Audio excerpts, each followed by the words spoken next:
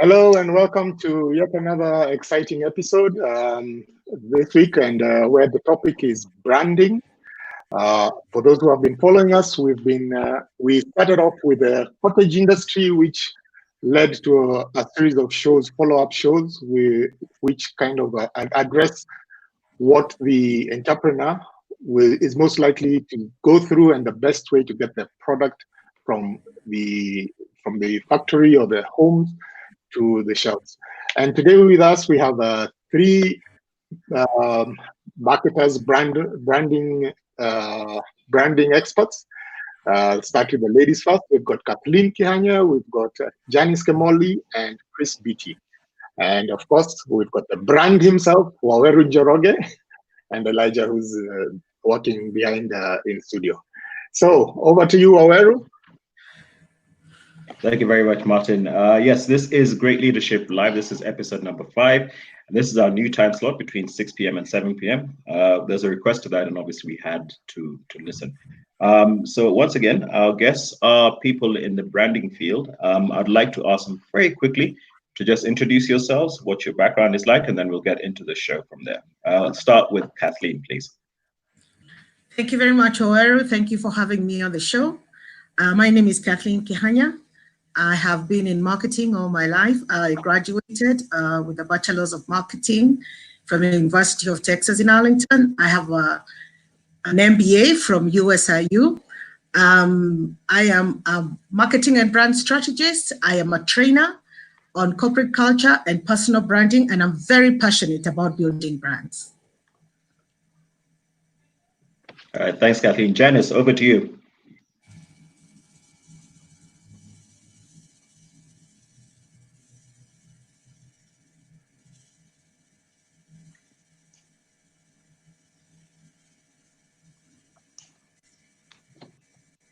See, this is what, again, we do live shows and you can tell it's a live show. Let me just, as we get Janice on, Chris, just give us a background of who you are and what you do. Thank you very much, Waweru. My name is Chris Beatty. Thank you, first of all, for having me on the show. So I do brand strategy and digital strategy as well, so it's one of those rare combinations where I've had the opportunity to have the experience in both sectors, and I was fortunate enough as well to have a Pan-African experience, and I'm really excited to be part of this call. Thank you all. Let's hope Janice. Thanks very much, Chris. Janice, are you able to? Janice, can you hear us?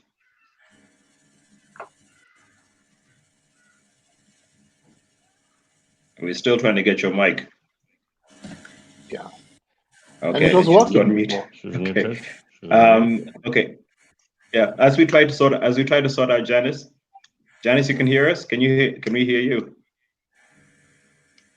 Okay. As we try and sort out Janice, just a quick one. Last week we obviously did episode 4, and we talked to the people we dubbed the 3 marketeers, right? And they were talking about, well, obviously marketing. So I thought it'd only be fair, because I know there's a big battle about this, to ask our guest today, what's the difference between branding and marketing, right? What's the difference between branding and marketing? And you can just give it to me as one line, so we can keep it tight and bright, then we can move on from there. I'll start with Chris.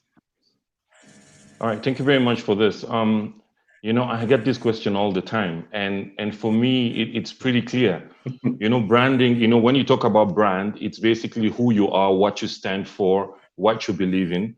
While on the other hand, marketing is basically the tactics, that you use to basically communicate that, so it's pretty simple. In my head, it's pretty clear. That's how I would describe it. Okay, thanks. Kathleen? I think the way I would look at it, Waweru, is like giving birth to a child who has a very unique character and has very unique attributes. And this child, you effectively communicate to the audience who this child is. Now, marketing is an intentional activity that you actually use to communicate and execute this communication about your baby. Right. In all my years of doing any kind of marketing or branding, I've never heard that kind of analogy. So that's a very interesting kind of analogy. We can see we can have Janice back. Can we hear Janice? Can you try and just see whether you can reach out to us? Okay, can you hear me now? Yeah, perfect. Very nice. You can hear, wonderful. My apologies for that. Yeah. No problem. Just briefly, who you are, what you do, and then we'll go to the third part of this bit of the show. Okay, thank you very much. Looking forward to the show. My name is Janice. I've been in marketing for the last 30 years. I've worked in various multinationals across the continent. I'm very passionate about African brands living up to their potential. That's my speciality. Okay, thanks very much, Janice. Now, we've kind of gotten what the difference is between branding and marketing from Chris and from Kathleen. Kathleen has given a very interesting analogy about giving birth. Obviously, as a male, I might not be able to relate to that, but hey, Janice, your quick take on what the difference between branding and marketing is. Okay, it's often mistaken that they are the same thing. I like to have a very simple definition of what branding is, first of all. It's basically when you make a promise and then you keep it. It's if you think about the way your brand looks, the name of the brand, the fact that you're going to deliver something on time, all those things encompass a promise that you need to make to the consumer or your customer. When you keep that promise, that is when you are starting to build the means of a brand.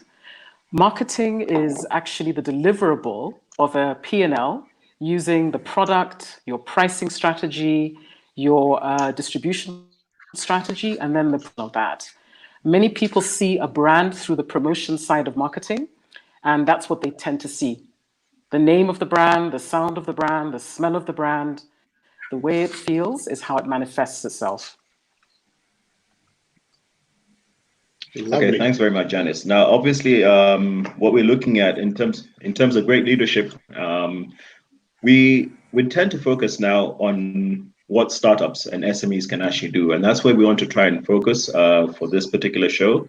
So to give those people who are going through whatever they are in terms of they want to create new businesses or they're entrepreneurs, we want to give them an insight as to what great leadership is.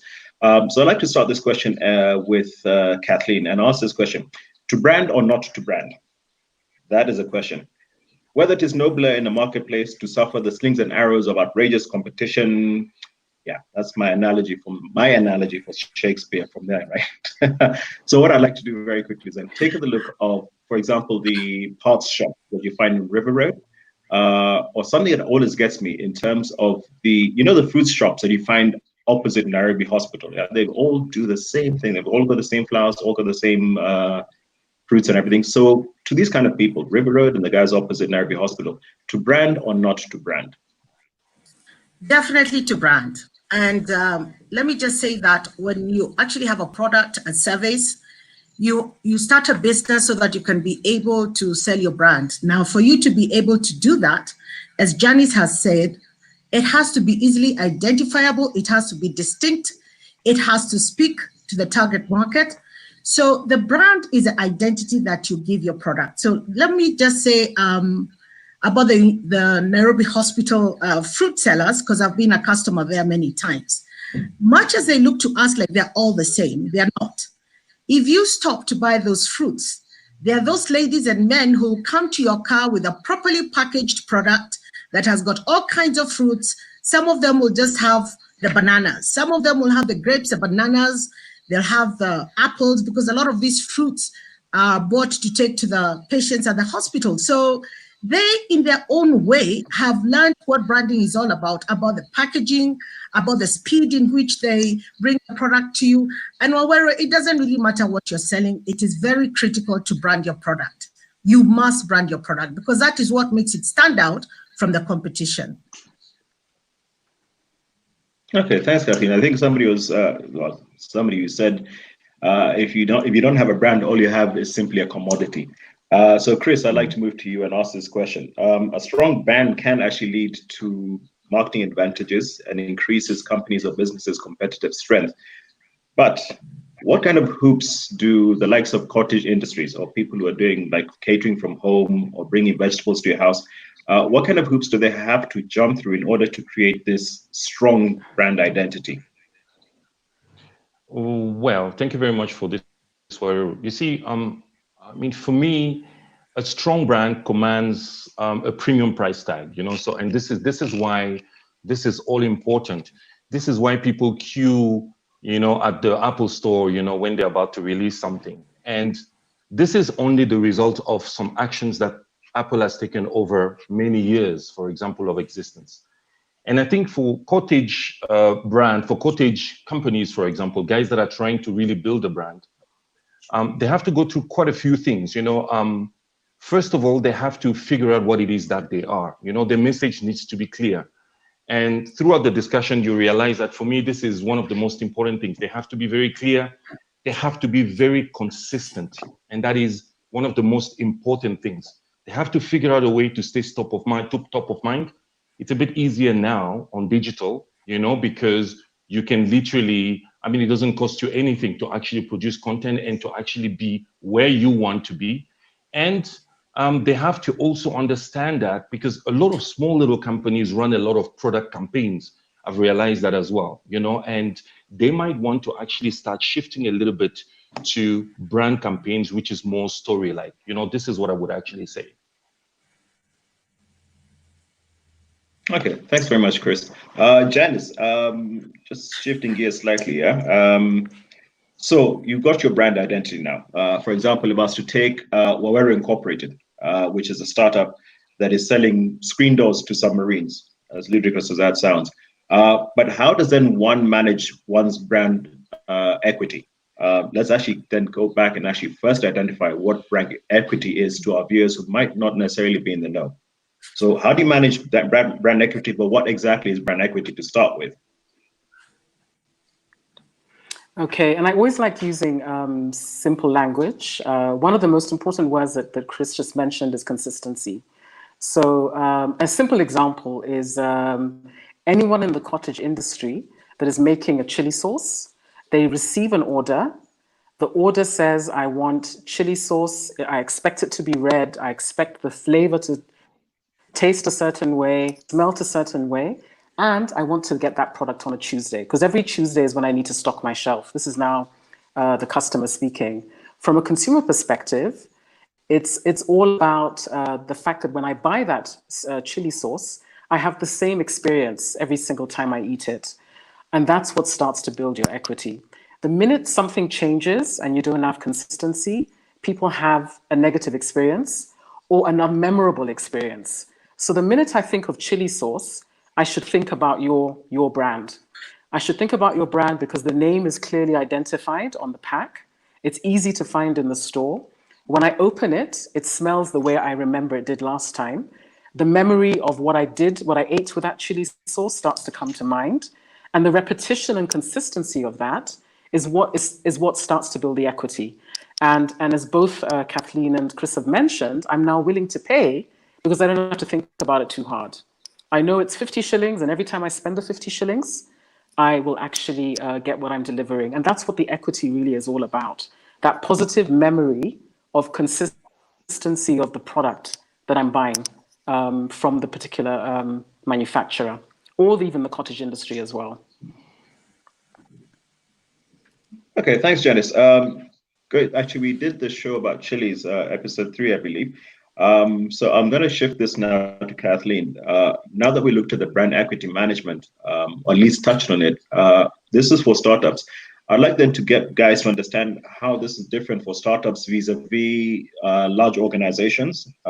That's one place to start. So how does startup compare to large organizations in terms of that brand equity management? And then the other question is, why is there a misnomer in terms of what brand equity is? Or is it the same as your brand name? The confusion that your brand equity is the equivalent of your brand name. Yeah, so that's what I'd like to put across and ask. Yeah. Okay, just to answer the first one, as Janice has explained, brand equity is a perceived value that your brand gives to the consumer, and it must be consistent. And I think that chili sauce example is a perfect example.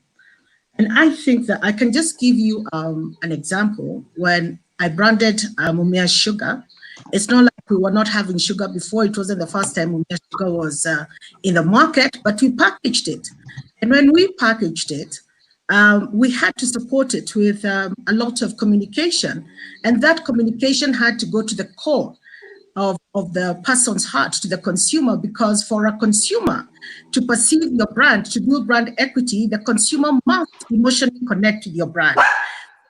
I think that regardless of whether you are a small startup, you have to be very clear where you want to position your brand. You have to be very clear who it is that you're selling your product to, because even as a startup, hopefully you have done a whole plan as to who you want to reach depending on your available resources. So when you talk about brand equity, it has to be one of the things that you expect to build for your brand, because it is only by building the brand equity that you can grow your product. If people don't know your product, if people don't relate with your product, if you're not able to emotionally connect your product to your consumers, you're not going to grow, whether you're small or big. Now, let me talk a little bit about a small enterprise like what Janice is talking about, Chili's. I have a chili lady, and she's never been on above the line advertising. But through word of mouth and consistency of her brand, she has been able to, I would say, reach the maturity of her brand, because she has got enough customers. She keeps competing with them, and she keeps her product very consistent.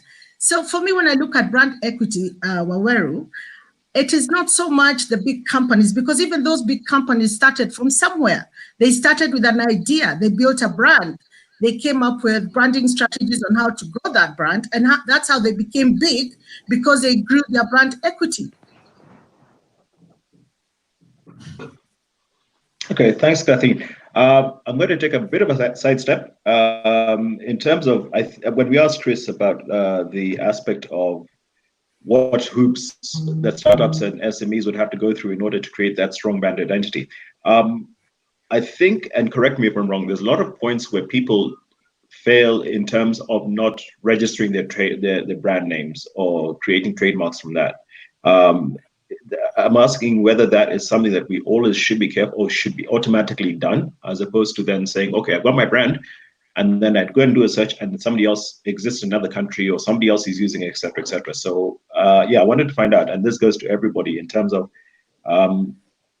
when would you recommend, or how, first of all, how expensive is it to actually register your name or create a trademark and all that kind of stuff? I'll ask Chris to start with that, please. Well, Okay. that's a bit of a tough question. Take that? Thank you. Okay. Janice, good. Yeah, go ahead, Chris. Yeah, it's okay. Go ahead, Chris. Okay. Okay. All right. So so basically, it's one of those things that because people are not educated enough when it comes to branding, you know, it's a mistake that we commonly make, you know, and I've made that mistake before as well, you know. So you come up with a very good brand identity, because now it's specific. You come up with a very good brand identity, and you don't spend time, you don't necessarily go and register it. And what happens basically is a bigger brand that has a bigger budget, for example, a bigger muscle can come into the market, you know, and basically use the very same thing that you have something very similar. And all of a sudden, you know, all the effort that you've put in is actually just really gone. So the first thing that you do when you create a company should be to register your name, to register your well, basically your brand mark, whatever we want to call it, or logo, whatever we want to call it. It's really important. I recall talking to a client about 2 weeks ago, and when we did the first presentation and we presented some packaging that we did for a product, we just told them, look, the first thing that you have to do is you make sure that you call your IP lawyer and make sure that you register this. It's very important, really, really important, you know? Maybe I can say something. Okay, thanks, Chris. Yeah, jump in. Sorry, just to follow up on what Chris is saying, we take those things for granted, and I just want to talk about our brand Kikoi. Can you imagine? It took off with somebody else. Our Kyondo is now copyrighted in China, if I'm not wrong.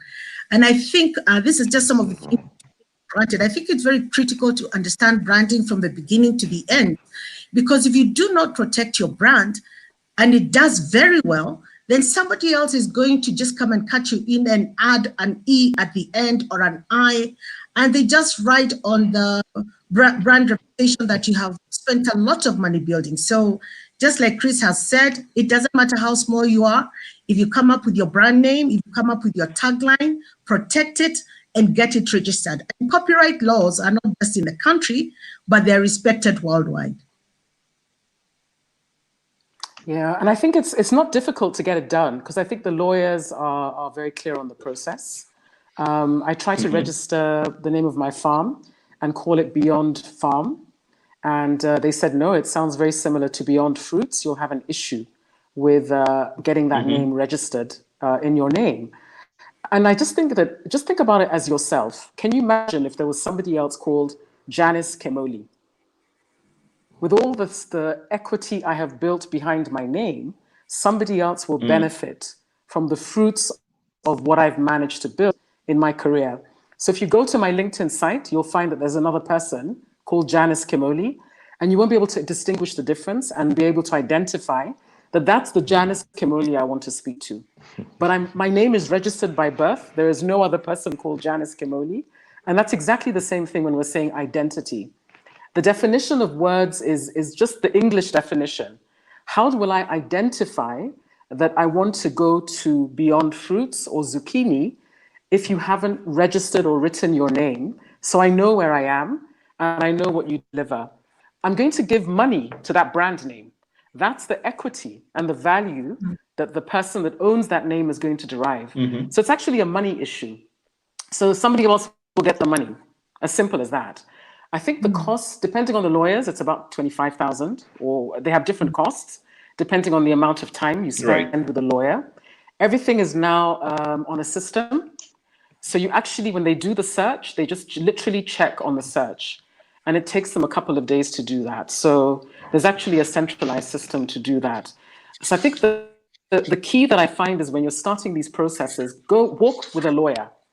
After Chris designs the name for you, definitely go through the process. If you don't, somebody else can actually take that value away from you, which is literally shillings in your bank account, if that helps to explain. Okay. It does, but then, okay, let me do a follow-up. Let's do the reverse of that. In terms of being a cheeky person here and you're too lazy and you don't have enough money for lawyers, you go and find, and I saw this one day, and this happened with one of the shops that was actually located at the junction. You go and nick somebody else's idea and try to pass it off as your own. What are the repercussions in terms of A, the financing, and then reputation of your brand or somebody else's brand you've used here? I mean, yeah, basically, what's the backlash of that? Yeah, I think you also create confusion at the end of the day. So if you're sitting there thinking, I want to buy tomato sauce, and I have thought of a certain name, and I can't find it, or I think it's confusing, it's almost like basically selling a lie at the end of the day. So you'll buy that ketchup because you think it's Heinz. You'll purchase it, and it doesn't deliver on what you are expecting. Consumers will actually, they'll realize that there's a problem here at the end of the day, and they'll stop buying you. So there's a $0.00 impact at the end of the day. If you don't say, this is who I am, you don't register it, you won't get the benefit and the consistency of receiving that money on a regular basis. The cost of doing it is, I mean, there's so many things. With my lawyer, I told her, I'll pay you, let me pay you 2,000 bob every month. You can always negotiate with a lawyer as well. Not paying up front will make it difficult in the future for you to reap the benefit of what you're doing. In fact, as Kathleen talked about that, you guys remember Kengeles? They had that problem where all of a sudden all the bars had yellow and green stripes. But when you walked in, it wasn't a Kengeles experience. So you're going to go back there again, or you'll actually go back to the original Kengeles. So they were actually, I think, helping Kengeles to advertise, and they weren't getting the benefit of the money. So it's all about money as well. Why go to the whole effort of identifying yourself is to make sure the money flows to you. Okay. Fine, thanks. Okay, that's something I'm sure SMEs and startups are not aware of, and that's why I actually asked that question, because I'm sure there's a lot of, we're going to ask about pitfalls later, and we're going to come to the aspect actually of that, what you just mentioned about the Kengeles and the color branding and everything. I'm going to shift gears once again and ask this, right? Right. Let's assume here in Kenya, we've got a lot of startups. We've got a lot of people who are coming out, especially because of COVID. People are trying to diversify and do different things, either from their houses or whatever the case may be. But if you start looking at the proliferation, I can't say that word, of startups, right? I'd like to imagine that there's a specific or maybe new demographic of people who the ideal customer of these things are. Look at it as millennials or whatever the case may be. But yeah, even in the shadow of COVID, I'm sure they're looking at these are different kind of people we can identify, maybe hospitals or mothers or whatever the case may be. Is it true there's a different demographic of people who are being targeted as startups and SMEs start to flourish now?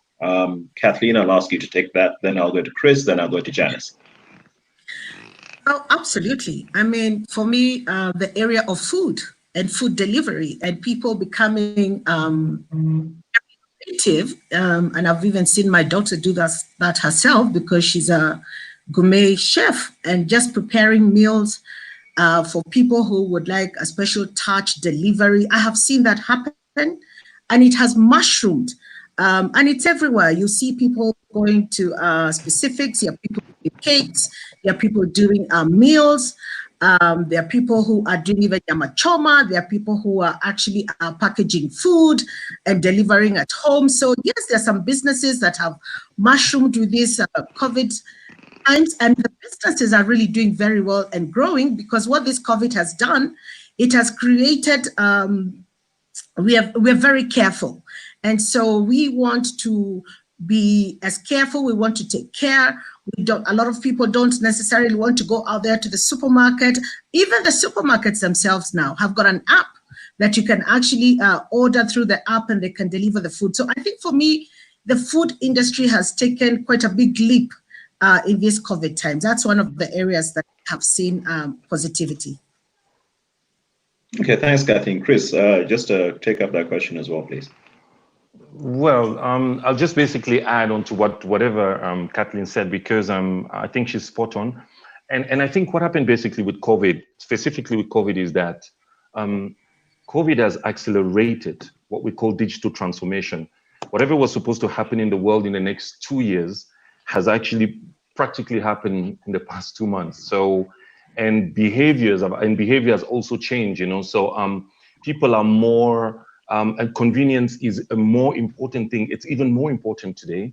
And there's something else as well that is coming up, and that is really an area of opportunity. And I think brands need to really tap into that. It's personalization, so people want not only convenience, but they want stuff for themselves as well, specifically designed for themselves. So it means that the brands that are starting, to dive into this new way of doing things should actually, and especially when you're targeting millennials, it might be a good idea for you to actually now just look a little bit deeper and try to actually provide a more customized experience. And I think that's a winning factor. Okay, Janet, there's something that I think for me, Chris has just triggered for me. I'll let you do it first. Yeah, then Chris has just triggered something I was thinking about. Yeah. I think that the thing that really struck me that again, for millennials, that really happened quickly is the minute we were told we have to wear masks. I mean, it's becoming a fashion statement. Some people are actually designing masks with turbans. There's some that are Kenyan flags. And I think that's a direct relationship to young people, because nobody wants to walk around looking like they're a surgeon at the end of the day. And that customization element is definitely there. The other one that I find very interesting is when you're buying gas. And I've realized that the guy that I buy gas from, he's actually called the gas man. You call him and he's in your house within seconds. So I think the digital transformation for me cuts across a very simple example like the gas man. He will even ask you, do you want the pink one or do you want Total? Progas is really building on that. Progas, sorry, exactly. They need to write their name maybe a slightly bigger, but they're actually creating a brand around that area. But I've realized that I've shifted because of that personalization of the service. And I now don't care which gas I'm using, and I'm listening to what the gas man is telling me. He has become the brand at the end of the day. And it's WhatsApp, it's M-Pesa, it doesn't have to be a huge little campaign. Another one is fish shops as well that are starting to say, look, we'll deliver from 11 to 12. So I think that people think you have to get a very complicated, big system. With simple WhatsApp and M-Pesa, you're already in the, what I call digital space, because you're getting a personalized delivery for something that you need in your home. Okay, thanks, Janice. I believe there's a question Marto wants to ask Chris. I just want to very quickly butt in. I understand there's going to be a video after that. So I think it's called The Land of Land Rover. But something Chris triggered in terms of that personalization, I do remember some time ago, and I know that we're talking about SMEs and startups, but there was a time when I believe Coke had a campaign where you could actually write your name in that like Coke font. Yes. And you could actually have a can that had like Wawero on it. And I thought that was a very personal, very kind of cool touch, if you ask me. So I see where you're coming from with that. Yeah. Martin, you had a question for Chris. Okay, we've and Martin's on mute. Oops. I normally mute because I'm typing and pushing buttons. Now that we're entering into the space of the gig economy, let's talk about branding in that space. There's no brick and mortar. We're branding in a digital cloud space. And I'm sure we have many young Kenyans in various startups that belong to that specific group. Can you just give us a few hints and recommendations? I suppose you're talking to me, right? And then you're specifically talking about digital, right? I've understood you correctly. Yes, Chris. All right, so digital. I think to be honest with you, branding is branding. Building a brand the principles are more or less the same. Now, the first thing that people need to understand about digital is that digital is not a channel. That is one of the biggest mistakes. People think, oh my God, digital is Facebook, digital is Twitter. No, digital is a way of thinking. And once you adjust to that way of thinking, it really applies to everything. But now let's go and specifically talk about channels, right? So, which is basically either social media platforms or your website or whatever it is, So I think for me, I have a couple of rules that I think people need to really follow. Number one, put yourself at the service of others. It's very important, and I always tell people that ask me, how do you do that? I tell them, watch my timeline, watch what I do. I'm on everybody's timeline, always putting a new video about some knowledge, about whatever, about motivation, whatever it is. And I stay top of mind. And people call me, hey, Chris, you know what? I've seen this. By the way, there's something that I want you to do for me, So that's number one. Number two, you need to have a clear and consistent message. It's everything. One of the biggest problems people have is they say too much. What are you exactly saying? It needs to be crystal clear. People talk to you about story and all that. It's great, but your story also needs to be very clear. You need to understand your core audience and your extended audience. Let me explain. Let's say, for example, I want to reach CEOs, right? And I tell myself, oh, cool. I'm an events company. I would like to reach a CEO. I might tell myself I need to be on LinkedIn because that's where they are.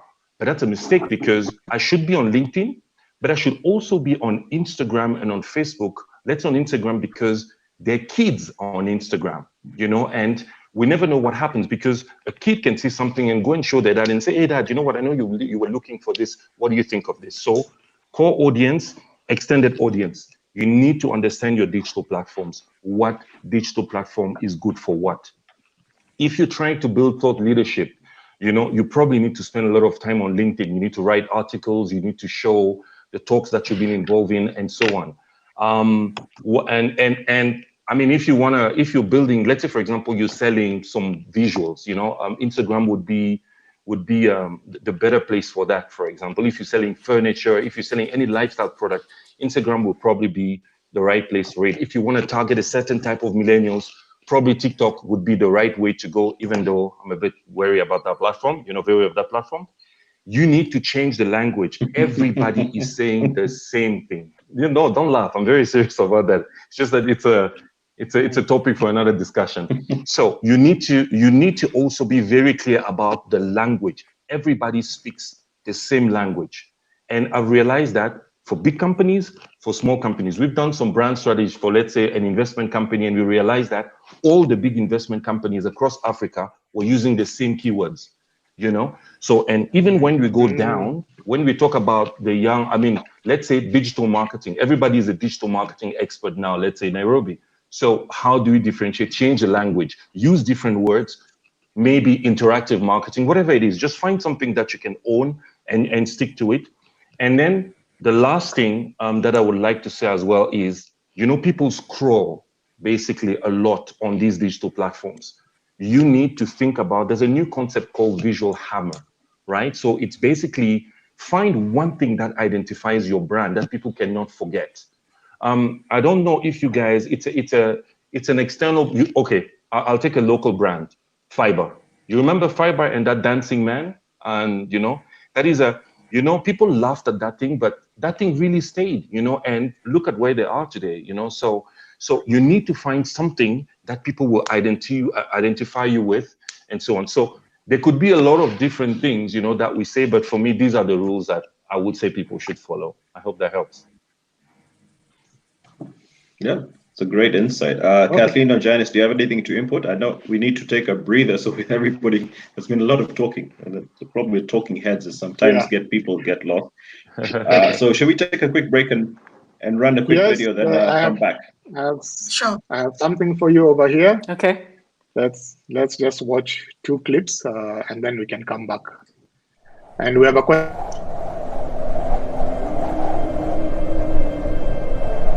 माने भन्ने चाहिँ भारत नेपाल सीमानाको एउटा अङ्ग हो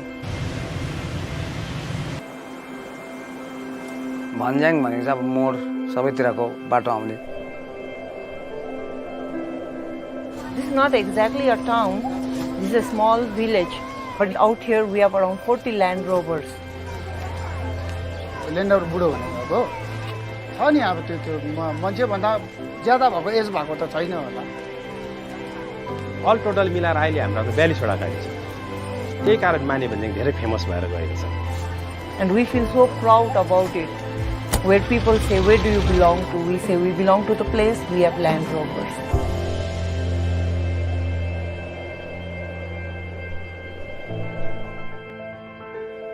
यहाँबाट सन्दकपू देखाउनु पर्यो भने त यता देखाउनु पर्यो माथि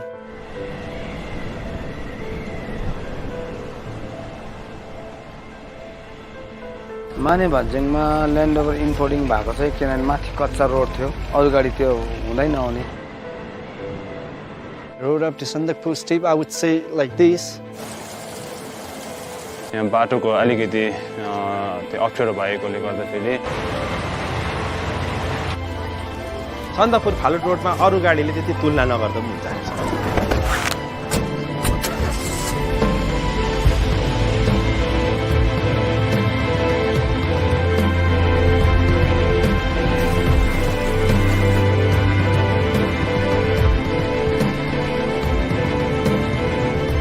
To drive a Land Rover, you need little courage. You must be very confident. Driving on the bumpy roads are very tough, but you can get anywhere you want driving Land Rover. Now there are lots of cars that comes with lots of complexity, but no, I like the simplicity of the oldest one, 1957 Land Rover. So it makes me very strong. जुन चाहिँ यो land रोभरको कम्युनिटीहरू छ हैन संस्था एकदम राम्रो छ जस्तै मौसम जस्तो बिग्रिँदाखेरि नि उहाँहरूले त्यस्तो मौसममा पनि हामीलाई ठिक जग्गामै यसरी अब एकदम safety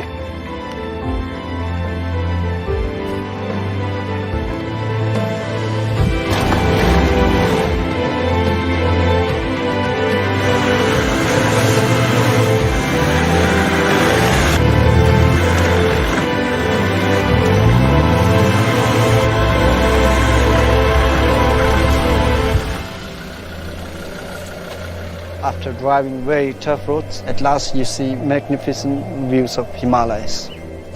It's very spiritual and calming. Land Rover is so important to this community because everyone who have a special emotion connected to the Land Rover, that's why they're still alive here. And it's unbreakable.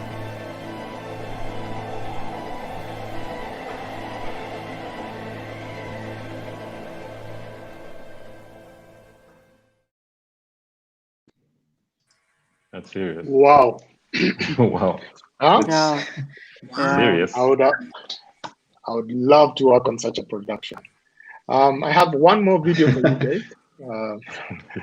Okay. This let me just scroll the cheeky Land Rover one. story over there. The IKEA. This is the cheeky one, isn't it? Yep. Yeah, that's the cheeky one. The key to a happy home is a happy private life. When you unlock the doors to your most private areas, happiness can enter. Are things getting a little complicated in the bedroom? I just wish you knew what to do with your junk.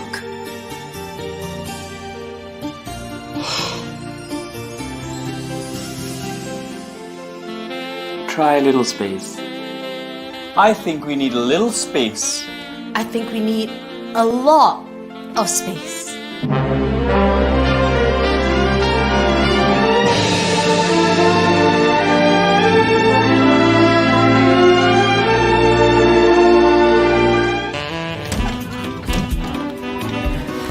Are things still a little shaky? This is when mutual support matters most. Support can be soft, I love you, or firm. I love you! Forever. Ow! Next time, if you find yourself starting off on the wrong foot, change course swiftly.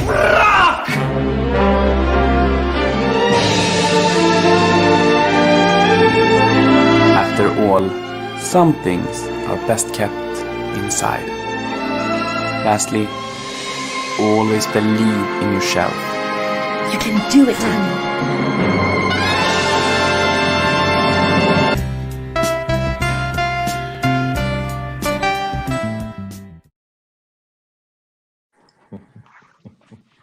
Do you see why I call it the cheeky one? Is that allowed on national? Those are IKEA and Land Rover. Well, it might cross the borders. I suppose the imagination, how far you can stretch imagination. But yeah, IKEA and Land Rover, so very nice brand stories, very powerful brand stories. Now that then leads me to ask the question about what are the critical success factors? We just seen that. So what are the critical success factors? I can't say that word either. That are crucial for the development of a powerful entrepreneurial brand, for example, in this market. What would we have to do to get to that level of? So you know, when I see that Land Rover ad, exactly. When I see that Land Rover ad, is exactly what I was mentioning at the beginning. It's a promise. Can you imagine going there in a Mercedes-Benz? It's a very clear story about what you get when you buy a Land Rover. It's simple. It's straightforward. I can't even imagine not using a Land Rover to go to a place like that. And you understand. And he kept saying it's tough. It's unbreakable. He even used that word unbreakable in the commercial. So what they did in those steps is, and I think Chris and Kathleen have mentioned it, they're very clear about what they stand for. They are strong, unbreakable, tough, and reliable. And because they repeat that, they're able to build the emotion around where do you need to have an unbreakable, strong car that will never let you down to deliver those important things. That's where the emotion comes from, straight away. But it looks like it's a very simple message. I must admit, compared to the IKEA one, I find the Land Rover one really, like you don't even need to understand the words. You can tell from the pictures that this car can take you anywhere you need to go. Especially and that's what builds the emotion. Sorry, Kathleen. No, sorry, I was just going to say I completely agree with Janice because Land Rover is an old brand, but chose this little city in the middle of nowhere in the Himalayas, and it is so authentic that at the beginning you really connect emotionally with this ad, and you just walk through emotionally to see where it is going. They highlight the attributes of the brand and repeat them. And then at the end of the day, the young man is saying, you know, my Land Rover, my old Land Rover, will go with it anytime. So I think that was a very cleverly put ad. As you know, even at that time, Land Rover is already a mature brand. How do you bring that out? How do you communicate your brand attributes? How do you still catch your audience's attention in this competition? So I think that was brilliantly done. On the IKEA ad, I think also that is to very specific target market. And I think it's fun. It's not supposed to be a very serious ad, but it also communicates.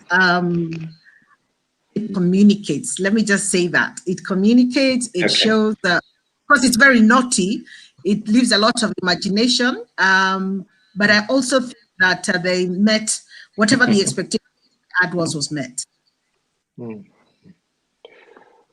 Okay, thanks, Kathy. Chris, do you want to throw in anything? I just want to shift gears once again. Yes. Okay. There's a question I need to. There's a question from one of the audience over here.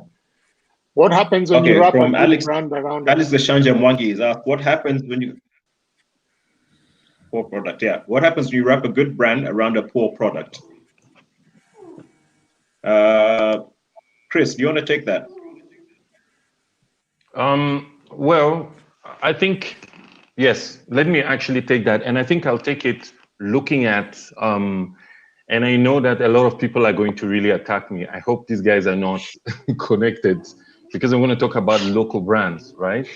So, and I'm going to talk about a big brand. So, and I'm going to talk about Safaricom, you know? Safaricom has been, Safaricom was really smart enough to create a brand that really connects with the Kenyan consumer and made it a Kenyan brand, you know, and made it about Kenyans. And what happened basically is, I think, you know, and in the beginning, and I've been here for like 10 years, and I've had my fair share of problems with Safaricom. But what they've managed to do is they've over-communicated, you know, while they were fixing all the problems that they had with the product, up to the point where they got to a point where, you know, it became a brand that really means what it says, you know. So this is what I would say. So sometimes you can get away with having, you know, a poor product and you stick a very good brand on it and it works. However, there's a caveat to this. My belief is that the experience of the brand is the brand. Meaning what? Meaning, if I pick up the phone and I call you and I have a bad experience, just on that first phone call, the receptionist, this is already, you know, my understanding and my perception about your brand. If I have a bad experience as well about your product, you know, today customers are really not patient. If I have a very bad experience about your product, no matter how fancy or beautiful it is, you know, you might find yourself in problems. Safaricom might have gotten away, but today it's a bit of a different story. Okay, thanks, Chris. We're gonna have to have a problem with time. So you mentioned a local brand, and I want to throw this question to Kathleen with regards to, and this is something that obviously startups and SMEs need to know, with regards to what bodies exist in Kenya that can help them actually create an ecosystem for them to be enabled to do what they're trying to do, or to get their products out, or to get their brand recognized. So obviously I'm talking about the likes of KEPSA. I'm also talking at the likes of ASEC. What incentives do they actually have in place in this country that allows startups and SMEs to be able to actually shine, to grow?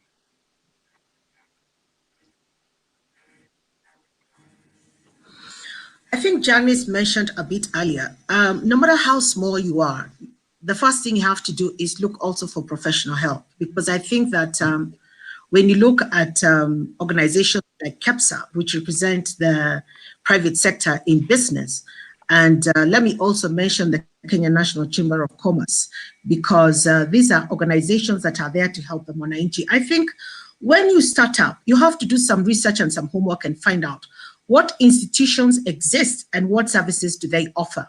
One of the things I know that entrepreneurs do, they will come up with a good idea, they will launch it, and then you navigate as you go along, which I think is really wrong. I think you need to do a bit of homework. You need to find out about the legal ramifications, as Janice was saying. You need to look up these organizations. We're in the digital world where you just Google KEPSA, what does it do?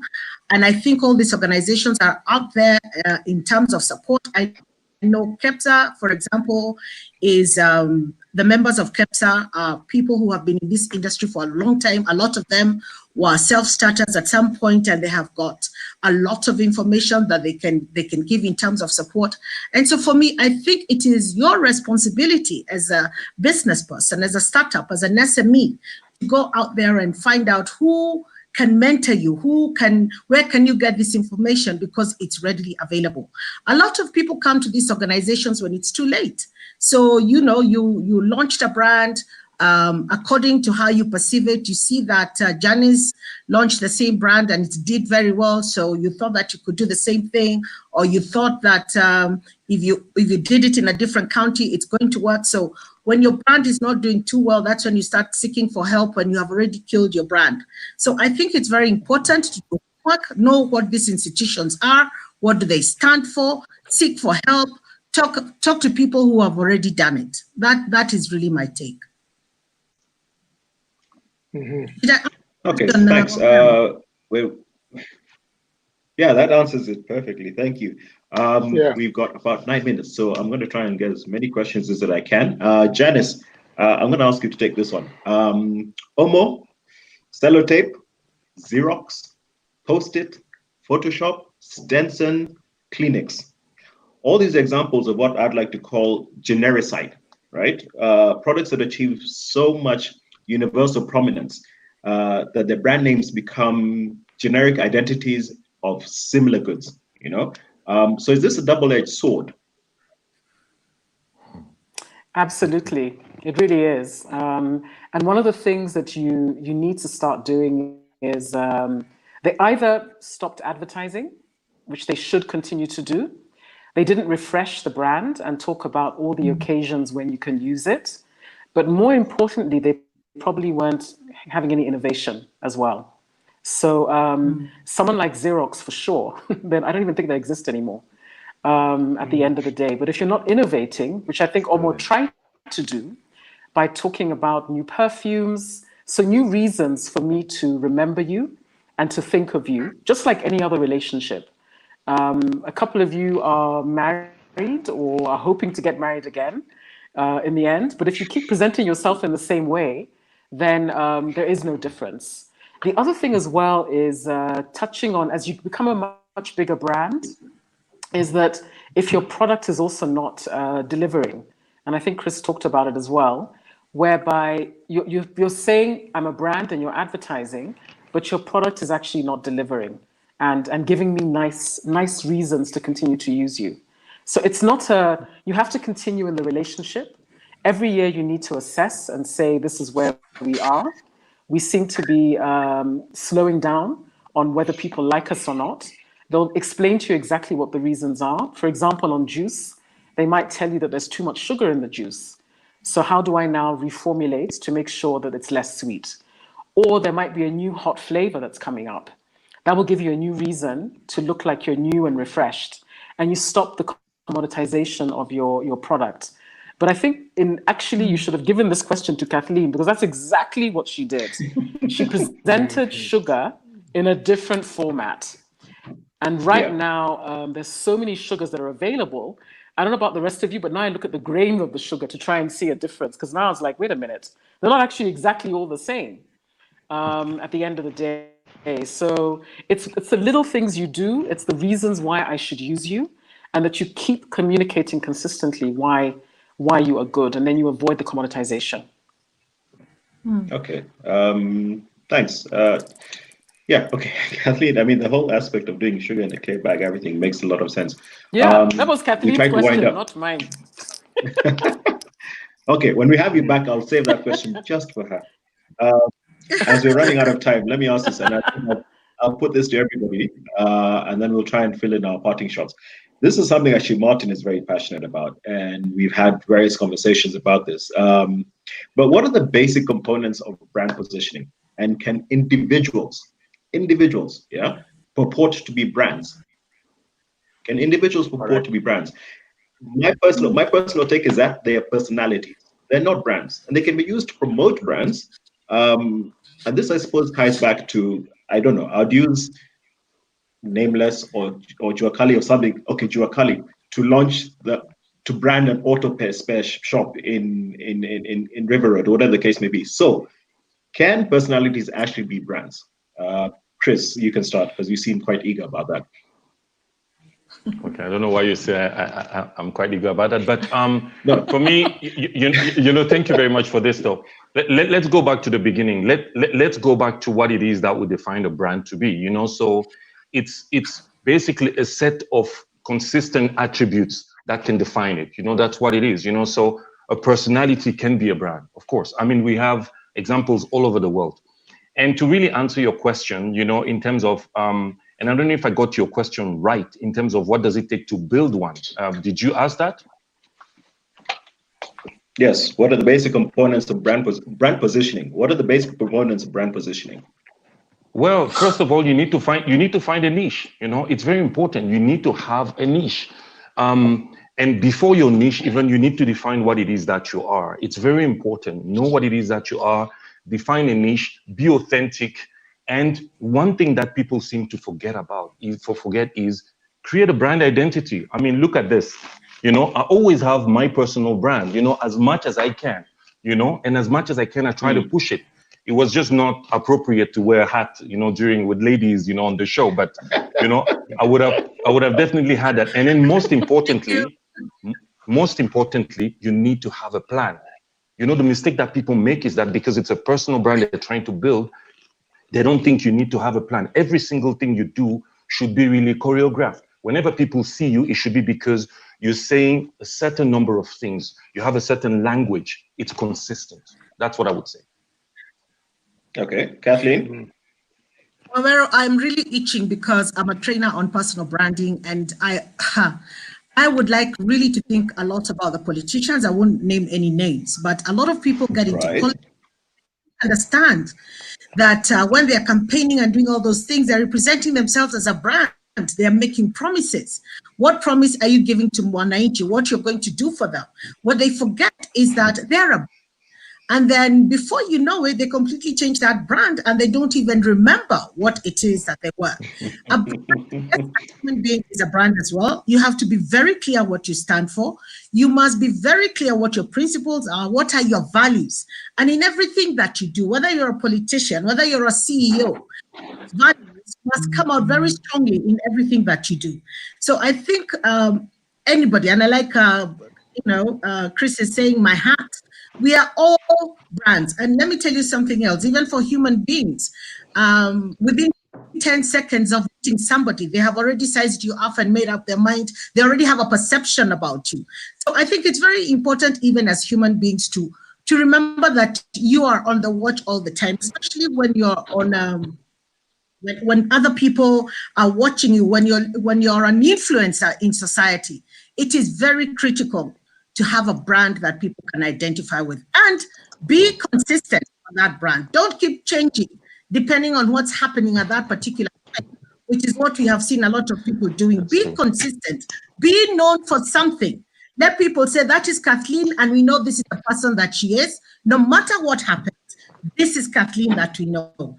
That is very critical. When you have that, people believe in you. There is an aspiration that Kathleen, we know, regardless of what, that is a person that we can identify with. So yes. And let me mention that the only sad thing with human brands is that when you're actually trying to come up with a winning strategy, they talk back at you, but the other brands don't. Okay. Good point. Good point. I think my parting shot would sorry, be... Janice, yes.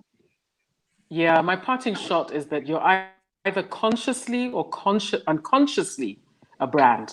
Of course, personalities are brands as well. So I'll just say two names, and I'm sure you'll think of something about them, about the promise they made, whether they kept it or not, how they look, what their message is, how they dress, and how consistent they are. And then you'd agree with me that actually a brand can be a personality. Trump and Obama. So definitely, you can definitely be a brand as a person. Are you consciously or unconsciously making a promise and delivering a message? I like people to think of the 5 senses. when they're thinking about a brand as well to build their consistency. There's sight, touch, smell, sound, and taste. At the end of the day, what does it feel like to experience you? And therefore, what is your message? That's my definition of really what a brand stands for. And any brand that you love, you can explain in those 5 senses and how you experience them through those 5 senses. Lovely. Fantastic. That's very succinctly put. Wow. I can say that. Okay. I can't say English. I can't say proliferation. I can put succinctly. Succinctly. So no, that's okay. My last question to 3 of you, because we are running out of time now, is rebranding. When to rebrand and why rebrand?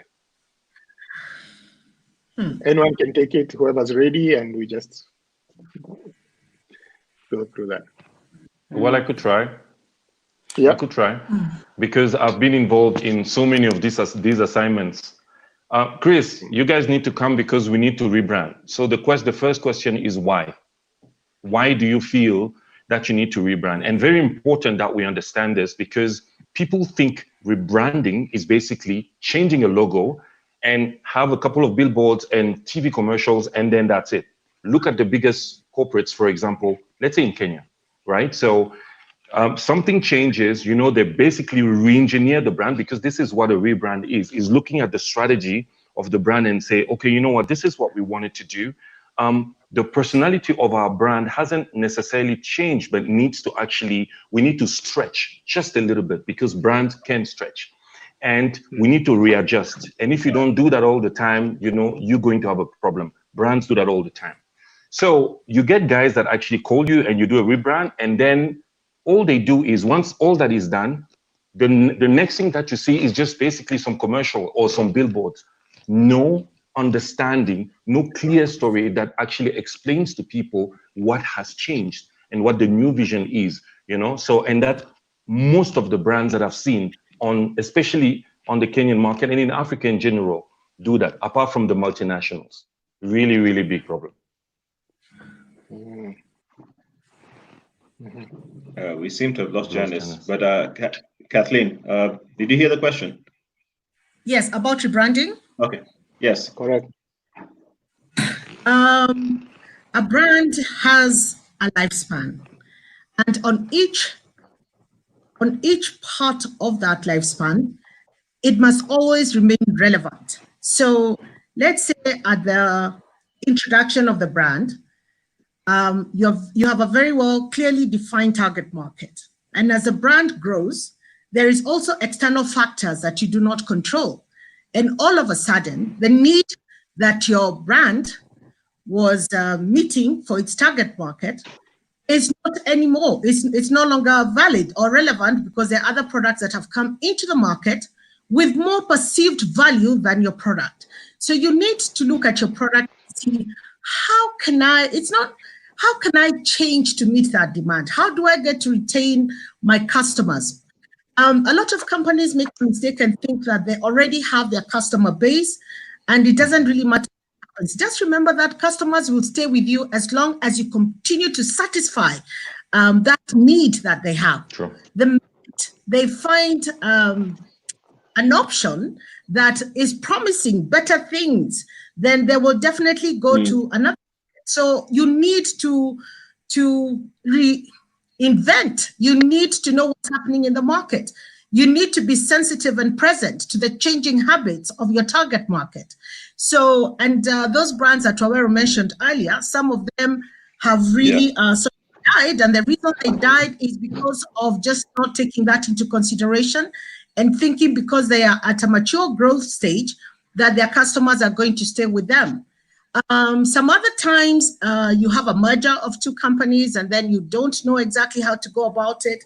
We saw the other day that Barclays is now ABSA and has completely rebranded. It took a whole year to be able to do that so that they could be able to walk through this journey of rebranding with their customers. If you look what they did, they changed things bit by bit by bit before they could actually unveil ABSA. Now, because of the strategy that they took to be able to communicate slowly but surely, giving it to us in bits and pieces, we are able now to walk that journey with APSA. So I think it is very critical to rebrand. External factors will come and force you to rebrand. But I think the important thing is, what is the strategy of that rebranding? That is what is most important. Okay, thank you very much, Kathleen and Chris. Yes, sorry, Chris, I would you like want to add? I would like to add something very, because I've always had these problems, always be with people, when we talk about branding, even a client, so sometimes we meet a client, and thank you very much, Kathleen, for saying that, spot on. Sometimes we meet a client and what they need is, it's all about terminology. They tell you we want to rebrand, but what they need to actually do is they need to reposition, because a brand has a certain position in the customer's mind, so, and as Kathleen said, sometimes you have new entrants that actually come, and what the brand needs to do is reposition itself, sometimes reposition even the competition, so it's a really, really important thing that people need to, they need to really understand the difference. Rebranding, to people vaguely, it just means change your logo, change what you look like, change your advertising. That's really what it is. I recall a time when I was talking to Michael Joseph. Remember when Airtel started that price war? And Michael Joseph just asked me, because I was one of the suppliers, and he asked me, Chris, do you think we should change? And I told him, I don't think you should change necessarily your identity, but I think you need to actually maybe look at your tagline and your positioning. And he told me something that I will never forget. He told me at that time, Chris, I thought about it. I don't think I'm going to do it, because our tagline is Safaricom, the better connection, and I told him, and he told me, he doesn't think about it this way. Whatever someone comes up with, what we're saying basically is we're the better connection. And it's not connection necessarily in terms of infrastructure, but it's also connecting people, So, so sometimes, so rebrand is so loosely used as a word that it's really crazy. Oh, here's Janice. Yeah, my apologies. Okay. Janice, same question. Should we just finish up very quickly, Janice, on the aspect of rebranding? Yeah. So rebranding can be, if you're an older brand, it's going back to what Chris had mentioned before I got disconnected, that what is the why? Why are we doing this? What is the purpose and the reason? People also confuse rebranding with doing a new campaign, a new advertising campaign, which is what you'll find a brand like Coca-Cola tends to do. They don't rebrand. All they do is they look at the context, they look at trends, and they make sure the brand is still relevant by developing advertising that is still relevant to the context of the situation. So it's important to distinguish between the two. So it's better to think about refreshing your advertising campaign before you think about changing your purpose and why you're doing what you're doing. But if you do need to rebrand, it's actually many things. Are you changing your logo? Are you changing your payoff line? Are you changing your reason for being? Or are you redefining it because you've drifted away from your core at the end of the day? So that's what you find is what you need to be checking and measuring. If you're a big brand, then you have done market research that will tell you that there's confusion or lack of clarity around what you stand for. That's the only reason why I would say rebrand. And it may say go back to your original reason for being. And you'll find many brands doing that. It's depending again on a lot of digital brands, though, are better able to keep changing their look and feel. So the rule isn't that you have to look exactly the same anymore, but you need to be relevant with the times, but you need to be centered around your purpose, and your purpose has to meet what is it that I do? Am I connecting you to something? Am I making sure, like Land Rover? Land Rover is a tough car. They've changed the shape and the design. If that car doesn't work, they're not going to sell.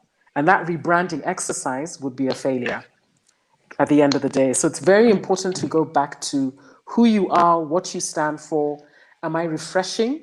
Because colors have changed, but my core is still remaining intact at the end of the day. But again, I'll still take you back to Kathleen on the sugar story, because that was it really is a good example. If she was still there, I think Mumias would have continued on the journey of how do we refresh the logo? to make sure that we're still relevant, because now other people are coming into the fray. Okay, we're going to have to save that story for another day. We obviously a very interesting subject because we've actually overran, but I think, yeah, given the nature of the conversation, I think it's absolutely fine. It's been a wonderful, and that's a nice way to tie in to the way we started. What is branding vis-a-vis what marketing is? And now the question about how rebranding actually does tie it up very nicely. So you have been watching Great Leadership live in our new time slot on Sundays from 6 p.m. We're not going to tell you what time it finishes because, as you can see today, we're having so much fun, we overran.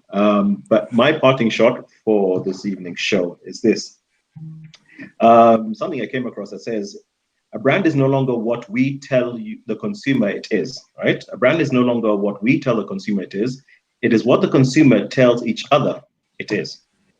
Yeah, and that for me would be a very nice way of understanding, from my perspective, what branding is.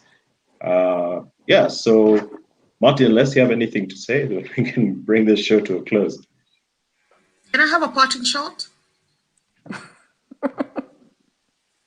Yeah. So we're giving them away. We're giving them away free. Take a parking shot. Okay, so just what you have said, Owero. A product is what a manufacturer produces. A brand is what a consumer buys, and buys because they have chosen to buy it because they perceive it has value for them. Well put. Very well put. Janice? Yeah. It's a promise. I mean, I'll keep saying that. A brand is a promise. You promise to be refreshing, and you deliver on that refreshment. You promise that when I make the phone call, I will not be disconnected. You promise that the lights will be on. You promise that the petrol will be available when you say, consistently all the time. So for me, a brand is a promise that you make and keep. Okay, Chris, let's finish with you then. Well, for me, it's very simple, and I think I said it during this discussion. The experience of the brand is the brand. It's not what it is that you say. The experience of the brand is the brand. Right. Thank you so much, Chris. Thanks, Janice, Kathleen, and Chris. You guys have made this a wonderful, wonderful show. Not to say our other guests haven't, but obviously we're always grateful, and we were very thankful that you've actually taken the time out of your schedule to come talk to us about what branding is. And I'm sure it helps a lot of people who are in the startup aspect or in SMEs to get a better grip about what they need to do and what it involves. Thank you very much for having us. Thank you. Have a good Sunday. Yeah. And I can see Martin trying to talk, and his mic is muted as usual. Oh, yeah. Yep. Yes, thank you for getting. And thank you all. Thank you, Chris, Kathleen, Janice, and of course, Waweru. Thank you so much for accepting to come on this show. And I think, I mean, I don't know, everything that has been discussed today is so valuable. And I hope the young entrepreneurs, well, both young and seasoned entrepreneurs, will have definitely picked a thing or two to better their products and see how to strengthen their brand. For those watching us from home, next week we are continuing this journey of routes to markets, and we still have to address sales. We have to see how best to get your product to the shelves. So without taking much of the show's time, let's say good night to everybody and see you next week. Good night. Good night.